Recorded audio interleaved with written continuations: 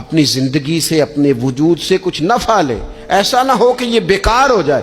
لیکن اگر زندگی صرف اور صرف کھانے پینے میں، لباس پہننے میں اور باتیں کرنے میں لگ جائے تو پھر تو آپ بیکار ہو جائیں گے۔ پھر تو محسوس ہوگا کہ جیسے انسان نہ خوابوں کی دنیا میں زندہ ہے، باتوں کے ساتھ اپنے دل کو مطمئن کرتا ہے۔ اس نے اچھا لباس پہن لیا ہے، بس آئینے میں اپنے آپ کو دیکھ کے خوش ہوتا رہتا ہے، طرح طرح کے کھانے منگاتا رہتا ہے، بس زبان کے ذائقے پورا کرتا رہتا ہے۔ امام طبرانی حدیث لائے ہیں، رسول پاک صلی اللہ تعالی علیہ وسلم نے فرمایا، میری امت میں ایسے لوگ آئیں گے جو رنگ برنگے کھانے کھائیں گے، انواع و اقسام کے مشروبات استعمال کریں گے، طرح طرح کی زیب و زینت کریں گے، اور منہ پھاڑ پھاڑ کے باتیں کریں گے، منہ کھول کھول کے گفتگو کریں گے۔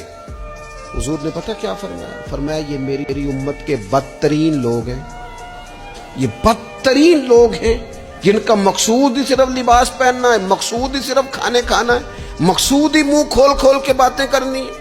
ان لذات میں جو لوگ پوری طرح الجھ گئے، کوئی خیر کا کام ہی نہ کر سکے، کوئی مقصد زندگی کی طرف ہی نہ بڑھ سکے، یہ بدترین لوگ ہیں۔